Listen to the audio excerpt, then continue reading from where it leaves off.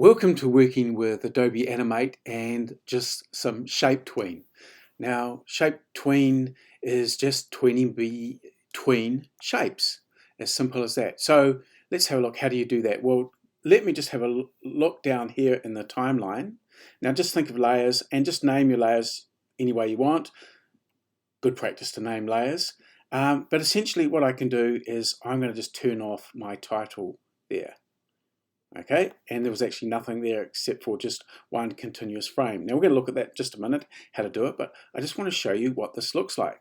So if I just play this, I'll come down to the play area here, and there it is. And I've just got it going back to the same place. Now if I wanted to go into sort of a planet dome sort of format, which is just sort of looping, I can actually just loop it as well. So I'll just click on play, and there it goes through, and it's just continually looping. Now, if it's not doing what you want, you can just drag it in anywhere, so you can just loop anything, and this works very nicely. So if I just play that again, and then it's just looping that segment. So it's a good way of setting up. In this case, I just wanted to run over at 30 frames a second, just 2 seconds, and just have that looping transition. So how do you do that? Well, what I'm going to do is I'm just going to start this process again and just show you how simple it is.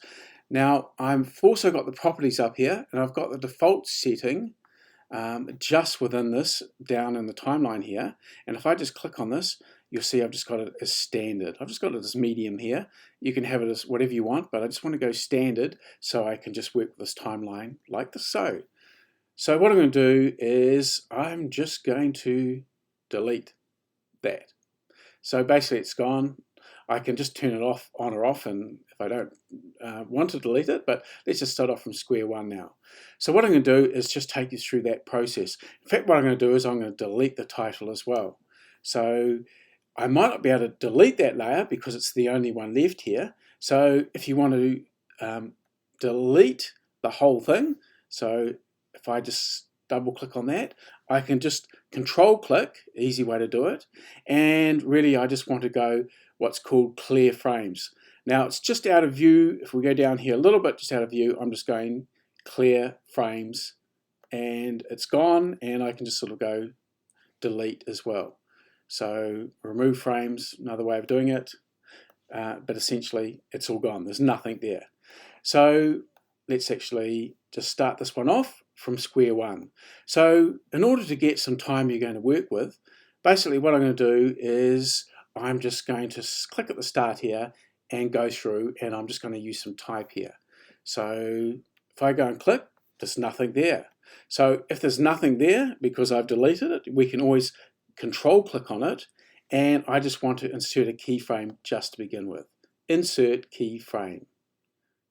Now you can do it from up in insert up here, and that should enable you just to put in your keyframe here, but you can do it just by control clicking as well, whatever's the easiest. So let's just go through, and I'm just going to go, in this case I could use any shape, but it has to be a shape for the trick of this. So I'm just going to use my letter form and just click here, and I'm just going to use an S because I had one before. Now if I don't like the color of that, in fact I can just go back to the pointer tool.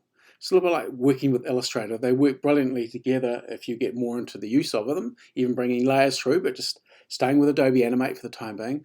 What I want to do is I just want to change the color here. I'm just going to go with a gray, neutral gray just to begin with. And you can have any type you want, but essentially what I'm going to do is just down to my height here, I'm just going to type in 500 points. 500 and just return. And that will do at this stage. So with this shape here, let's see, what do I want to do with this? Well, I want to just animate between a few shapes. So I'm just going to leave this as a graphic here, but I'm going to just take it all the way through here, and I'm going to just, in order to insert another keyframe, I'm sitting at 30 frames a second. Now all this can be controlled with your timeline, frames per second, just here at the moment, but I'm just going to leave it at the standard just so it makes it nice and easy to begin with. So I want to go through to just 60, and I'm going to go control and insert keyframe. Not insert just frame, but keyframe, because I want to have another point of reference. Okay, so there's my frame there. Now, what I could do is, this is the same letter format, so I don't want to convert it to paths, but I'm going to have to do that soon. But the next thing I'm going to do is I'm just going to come back to now 30 frames. So it's going to be the midway through.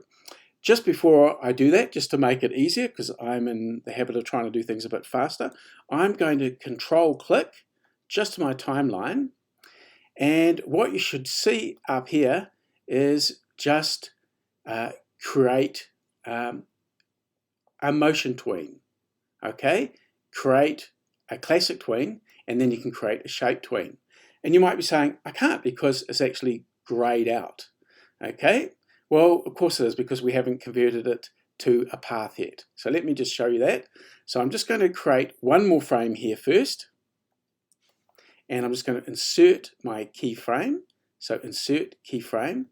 And with this graphic here, I'm just going to go through and I'm going to change it to another letter format. And in this case, I'm going to go T. Okay, it could be anything. So with this graphic here at this stage, I'm just going to now convert this to a path. So here we go. That's letter form, that's letter format, and this is a letter form. Maybe I'll just click on this and I'm even going to change this to a different color. So I might just go through and change the color like so. But to work with tweens that are shape tweened, you have to have everything as a path. So what do you do? It's just Command B, or you'll see just up here, not convert to bitmap, but break apart. So there it is, broken apart.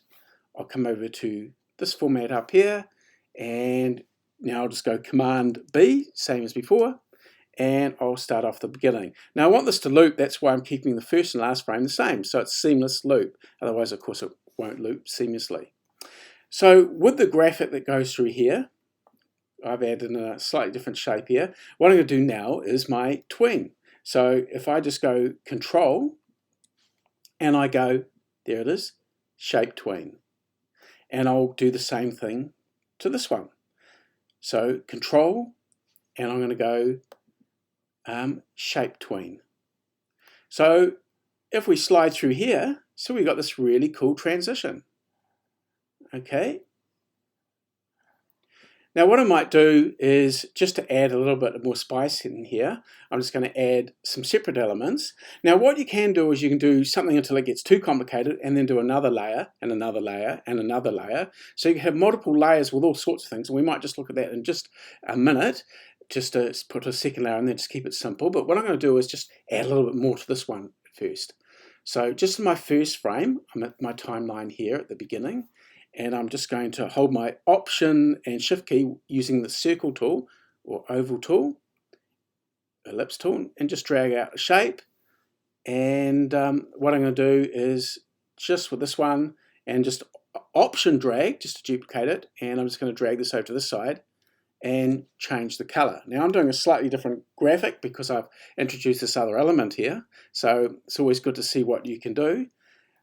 But of course, as I slide this through here, it stops because I've only got it in this first frame. So as you start doing this, you start getting some quite interesting things. Okay, but it suddenly jams on. It's going to just jump all the way back there. So I don't want that. I'm going to now just select, shift select these two and just go Edit, Copy, and come back and click on that last frame and just go Edit, Paste in Place. And now let's see what happens. So I've got this nice transition here. Okay. Now, if you want to do something a little bit different beyond that, you're not getting the animation you really desire, you can use something else that's called a shape hint.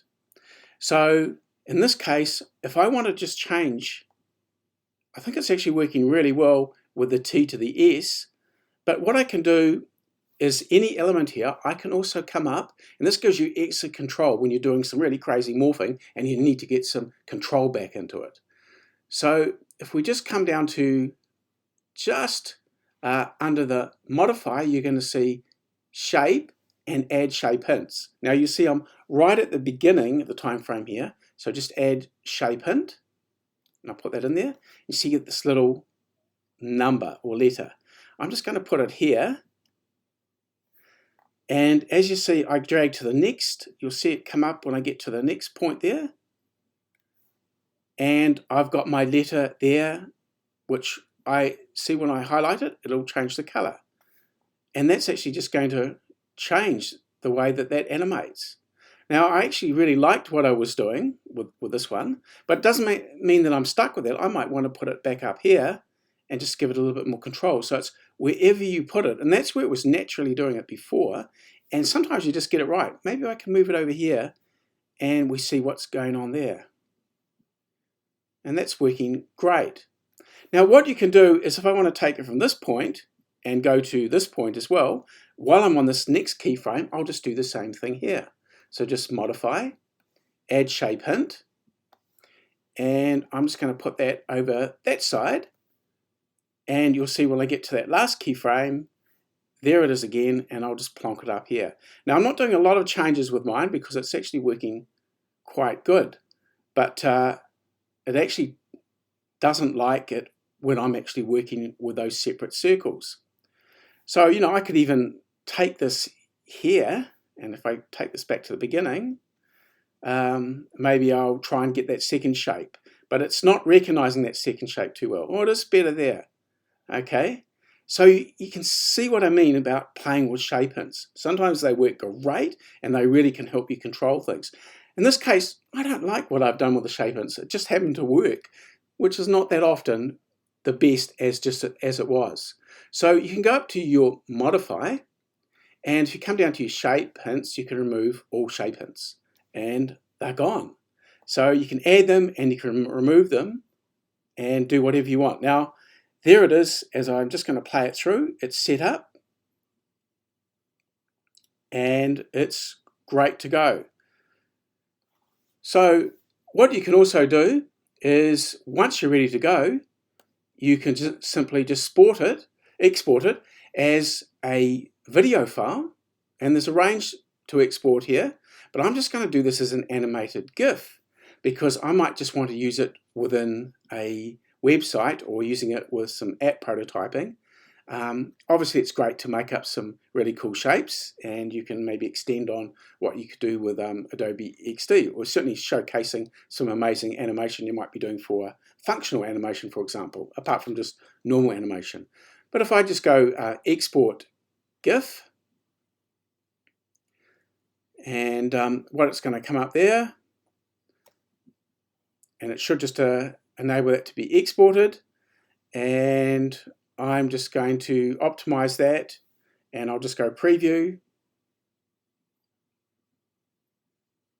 and there it is. It's running in the browser just how I'd want that to loop, and you've got some really cool animation there. It's actually even showing you the size of it.